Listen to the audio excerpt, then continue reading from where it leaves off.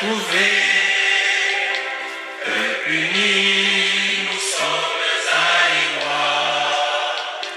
En avant, fier, plein de dignité.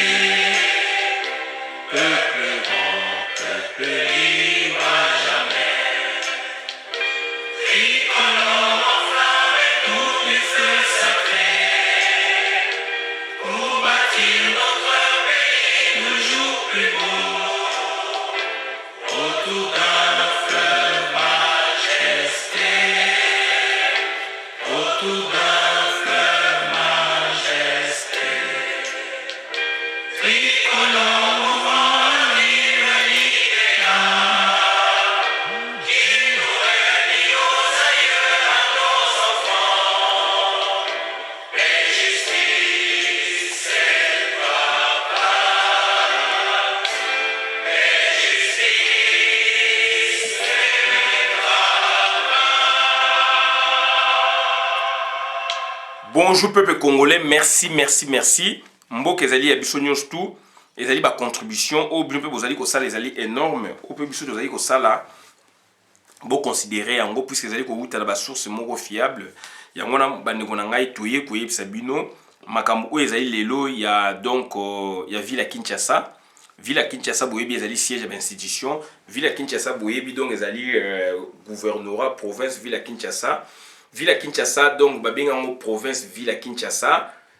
Surtout, plutôt ça, découpage territorial, nakatuana, donc, babengango sous gouvernorat, donc, une grande administration. Et puis, nakati ya gouvernorat, ou surtout aussi province, wana, kabola, territoire, donc, commune, ils allaient 24 communes. Commune, wana, donc, ils allaient diriger dans bourgmestre. Chef d'administration, donc c'est-à-dire il y a commune, azali politico-administratif, et azarana adjoint et puis na secrétaire permanent ya commune, et puis normalement na conseil communal. Conseil communal les ali mais ils ont un impact comme c'est des zones peu beaucoup mais on a donc un impact puisque il est nommé. Il est nommé et actuellement dans le régime Oyo, donc ce sont des garçons de course. Bazali ba garçon de course, il y a ba gouverneur. Donc Gentini Ngobila azali patronae et donc Gentini Ngobila mutu azali ko nommé bango et yemta nommé ki bango et beaucoup mais cela ming bazali ka ko salisa Gentini Ngobila na ba misala ba tâche oyo yaza na mo besoin ya mike neti dernièrement tout monde qui pour na procurer ba rivière suite il y a pluie diluvienne na commune à Kalamu gouverneur à Kitikuna ndeko na ngai ekoki kosala mate puisque commune ifaza la na politique na ya commune patron commune ezali donc bourgmestre mais na Congo depuis 2006 élection ça la maraté ba nomaka bango baza ba garçon de coup baza ba domestique ba valet ya ba gouverneur toyeko ba mingi situation ya ba machette. Ba machette ndenge ba pesi ba kangaki bourgmestre ya barumbu na ba machette. Ba machette wana pona bakata yokingo, bakata yekingo, bakata yekuna kingo, bakota yokuna kingo, bakata ba congolais ba kingo. Et la culture na bisoti. Ba rwandais ba yebiso poison, ba yebiso songi, ba yebiso sko bangba na culture ya machette na capitale. Toyesa ki bino Kabila azali ko préparer carnage puisqu'il s'en fout. Il s'en fout. Dans le moment où il veut faire régner la terreur, la peur, les assassinats, etc. Comment il distribue ma machette. Bourgmestre c'est mieux soit na ya ville à Kinshasa 24. Bazali na même concept. Bourgmestre c'est ya PPRD. Soko boy au longwe na bokonzi ba poursuivre yo. Condition bazana ngwana. Donc c'est-à-dire tozana na tête ya mboka na biso na criminel. Félix déjà c'est un criminel, il faut que tu aies un moutou. Hippolyte Kanambe, na kata hiérarchie na bango. Hippolyte Kanambe, criminel. Donc, à celle crime contre l'humanité na Kinshasa. Donc, na Maluku, à Boma Batebele. Na Makobola Mabe, na Boudi Diakongo Mabe, na Tingi, Makobola, Ituri, Yumbi. Partout. Et ça pour porter na moutou ya Hippolyte Kanambe puisque yem ta dirigé qui mais Félix a dit que ça la crime ba bomi batu na Katanga. Félix président une année oyo c'est un criminel. Ba ONG GC bimisi Félix ba tient na liste azali criminel na bout du Congo ba uti ko boma batu na ba Congo. Félix azali criminel azali impliqué baza ko boma batu par-ci par-là. Donc ça dit Félix a koti na makambo ya crime contre l'humanité, génocide. Et bandeko na ngai bazui gouverneur o batie wana génocidaire abomise batu na yumbi. Donc toza na mboka ya assassin. Botie un assassin na gouvernorat ya ville ya Kinshasa. Jean-Tini Ngobila après avoir tué donc assassiné ba congolais na yumbi. Donc on a province à Maindombe, donc la province ville de Kinshasa pour a exterminer biso. Pour preuve, bomoni abali ko distribuer ba machette. Ndenge Jeko kwa salaka, ndenge Francis Kalongo salaka. Ba distribuer ba machette. C'est une pratique oyo ba rwandais ba yenango, ba Jeko ko munumba ba salaka yango. Donc Francis Kalongo ba salaka yango. Bourgmestre Baigon azana bandale, awutaki na zone ya Lemba, azali na bandale, azali prêt à kosala yango. Mutape perdé. Ba pesi ba ba subvention pour la ba sala yango.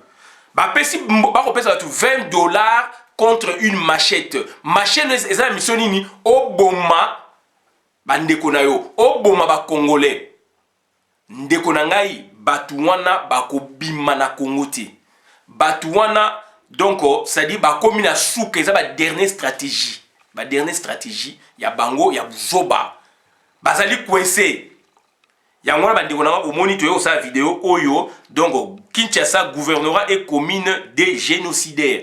Jean-Tini Ngobila criminel de guerre assassin toyo sino Mayumbi na Kinshasa azali ko travailler na ba ambassadeur ya Rwanda o ba bengisaki criminel wana de guerre abomi ba Rwandais ba tinye l'Afrique du Sud abomi ba opposant kuna ba bengisien Hippolyte Kanambe bengisien na Congo. Félix Ache mokolo to Ache Linzaka criminel. Ambassadeur ya Rwanda na Congo criminel. Ambassadeur ya Rwanda na ya Tanzanie na Congo criminel. Bazali ko travailler na Jean-Tini Ngobila. Deux ambassadeurs ya mboka ba pays voisins bazali na kata ya Congo na Kinshasa bazali ko travailler pour na koboma ba congolais avec la complicité de nos dirigeants dont Jean-Tini Ngobila, dont les bourgmestres de 24 zones 24 communes à Kinshasa. Babani ko armé ba ona machette pour na ba boma batu. Na Congo to viva biloko ate, na Kinshasa to viva biloko ate. Voilà bandeko na ngai to yesa bino ke donc ville ya Gombe, République ya Gombe komi renforcer na ba soda. To yesa bino na périphérie ya Barumbu. 2 jours avant Tolobi donc après bomoni makambo ko distribuer ba machette. Ezali renforcer périphérie ya Gombe donc Barumbu, zone ya Kinshasa ba périphérie wana aujourd'hui Lingwala aussi Kitambo. Ezali renforcer to yesa bino.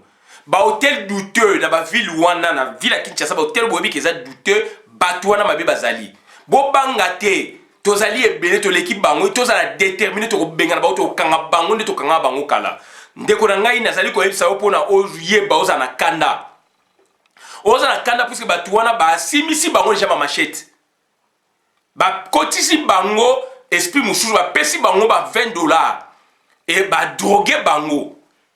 Batouana donc pour passer la carnage na ville à Kinshasa. Tu as vu ça qui bino. Makamone ça m'a toujours il faut complicité ya bino moko na kati. Exemple bimina Barumbu. Alors que ba beaucoup mais ça nyonso ba déjà ba mbongo. Tu yebisi bino. Tu za ko informer bino. Ba déjà ba mbongo pour ba détruire Congo, ba détruire Kinshasa. Alors Kinshasa so to réussir ngo batouana ba bimi ba palangani. Ndeko na nga fungola miso puisque ba beaucoup mais ça bazali do ba garçon de course, ba valet, ba domestique. Baza ba éluté balinga pe ko organiser ba élection kunate bomoni ke bazongi na ko pesa machette wapi na base ba pesa na gouvernorat c'est l'abstrait, le concret c'est le territoire, le concret c'est la commune yango to sa bino pouvoir efezonga na commune puisque makambo nyonso tu ya mboka etambo na commune moko so bongisi yango à l'échelle nationale mboka bongi. Gouvernorat, c'est l'abstrait. Jean-Tini Azali Kuna Likolo, Azo Kitanase, puisque là-bas c'est l'administration, il n'y a rien. Il y a rien. Kuna zota makamso zota ba mbongo ba passage ba mbongo ya ba nini ba recouvrement forçé zoti na batu ko yiba mbongo. Makambo ezali na terrain. Makambo ezali na ba bourgmestre. Il faut ba tonga ba école, il faut ba tonga ba lycée, il faut ba tonga boy. Il faut boy ba ndeko na ngai. Mboke kufi dongo na se, mboke kufi dongo na commune. Base ya mboka développement eza commune. Commune ezali donc opérateur économique. Ce qui est associé à niveau il y a ville province donc ville ezali opérateur ou opératrice économique ya mboka. Bande ko nanga toza ko ba makambu na bolingo toza ko ba makambu na douleur. Mboka na biso balingi te etambola pourquoi? Puisque bazali donc na ba masolo ya mabe, puisque bazali bato bazali préparer te ba gouverner. Ba benga ngo chance eloko pamba. Chance eloko pamba philosophie tozo longola ngo na Congo. Toko tika yango te. Toko longola yango na Congo. Boza ko tia biso ba gouverner ba assassin na Congo. Pourquoi? Jean-Tini Ngobila c'est un assassin, c'est un génocidaire. Ba Bourkoumé ce sont des génocidaires. Au monde a pu Bourkoumé, bande konanga c'est très important. Culture rwandaise ali ya bisote ali ya ba rwandais. Génocide na bango bandaki bongo. Génocide na bango ba pesa ba machette ba oyo azokata o mutu. Donc Hippolyte Kanamba yena ngo na Congo. Azokoka unité nationalité. Yango moni bandeko mingi a na diaspora bazali préparé te bazoko sebino fédéralisme. Puisque kuna déjà za masole bandi. Fédéralisme ezalaka ba préparaka yango.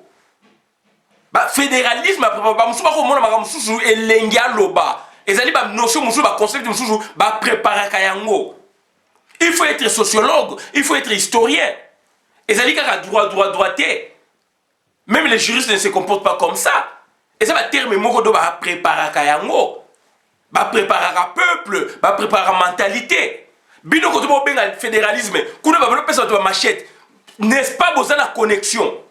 Bande konanga to raisonner, to tika ba buzoba. To raisonner. Mboka ezali bien te. Mboka na biso ezali bien te, mboka na biso kangola mina, do ekanga mina ba paya.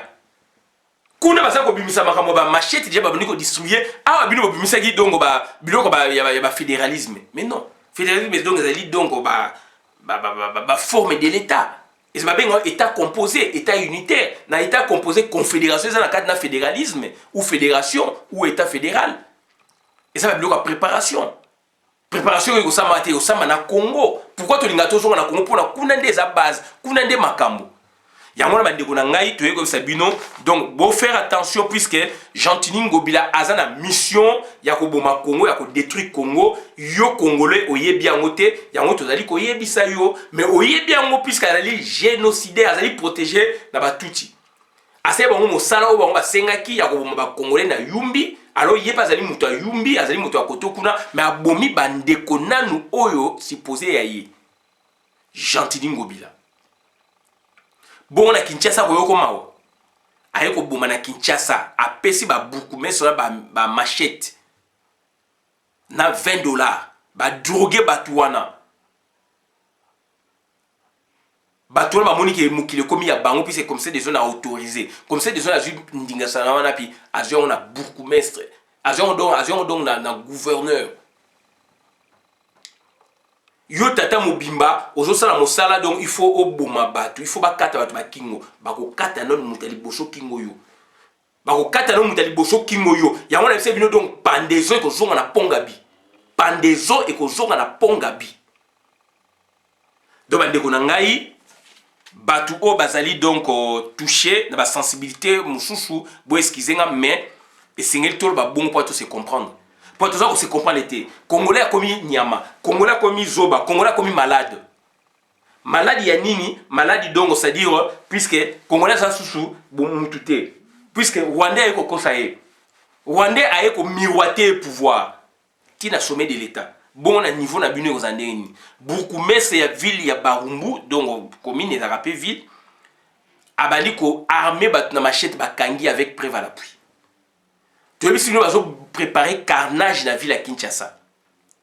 Est-ce qu'Hippolyte Kanamba et Moutazo Tina Bawa, est-ce que c'est normal? Est-ce que Jean-Tini Ngobila Mtatini Babourkoumé, est-ce que c'est normal? Est-ce que vous mesurez les conséquences? Mais vous avez bakobima te Hippolyte Kagame so akokanisa kokima na Brazzaville akobima te puisque akangi gombela na basoda lelo ya boulevard basoda na baimmeuble wana donc bayeti na bawileri bayeti na wileri bandeko na nazobisa bino bayeti na wileri donc c'est-à-dire avenir Itaga côté na nyonso tu okita na se Itaga donc euti lingwala barumbu so na Kinshasa partout wana nyonso tu bandeko na ngai donc Itaga tina se tina mai kuna na fleuve côté na nyonso tu bandeko na ngai donc ekomi zone moko douteuse ba hotel ezali kuna ezali mingi ba étranger bazali wana bazali batu oyo ba tie bango pona ba tia ba désordre na Barumbu na Kitambo na Barumbu na zone ya Kinshasa etc etc yango na bandeko na ngai donc nazali ko senga na bino bolingo etonda na kati na bino nazali ko senga na bino prudence et luta parce que tokomi bandeko na ngai donc na moment ya vérité bato wana basuki bazasuni eloko mosusu akoloba te basuki bazali bloqué tokomi na bango na moment ya vérité yango nazali kosenga na yo ndeko osala effort obima na place oyo ozali wana otala nation congolaise. Seul le national nde mutu akolibérer Congo, pas le tribal ou les tribalistes. Donc mutu azali tribaliste akolibérer Congo te puisque akozonga toujours na tribu na etini na ye. Mutu azali national c'est-à-dire auti na tribu comme biso nyonso tout mais atelemi amati likolo akomi lokola aigle. Donc c'est-à-dire bandeko nanga c'est très important makam tozali koloba parce que ba enjeu onini ezali wana devant enjeu ya futur c'est-à-dire Congo na biso ezali mboka oyo ezali kolesa mokili Congo na biso ezali mboka oyo donc bato ba viser yango pona ba nouvelle technologie et donc c'est-à-dire ba marché na rejoindre yango. Donc Hippolyte Kagame Eskoyo azali a dirigé mboka durant 20 ans, 18 ans, 20 ans, officiellement 18 ans. Et là on a sali na pouvoir wana. Ko boma batu, ko tchaba désordre pour na yeza mode ya gouvernance. La gouvernance c'est pas ça. Yango batu musu ba komi ko mona ngo malamu puis ba s'habituer te na makama malamu. Biso to finga ki mobutu na bino kuna biso nyosho mais quand même moi ba valeur ezala ki na période mobutu. Na CP lelo na monde ba jeune ba komi ko yemba hymne national la zaïroise. Na banda kuna bango ba komi ko yemba ngo ba tiango ba YouTube. Bandeko na bo s'approprier na hymne national wana. Ezali partie ya histoire na biso. Période wana biso ba papa na bino, ba leki na bino, ba tata na bino to vivaki, ba papa leki na bino, ba noko to vivaki, moi muke donc tranquillité publique.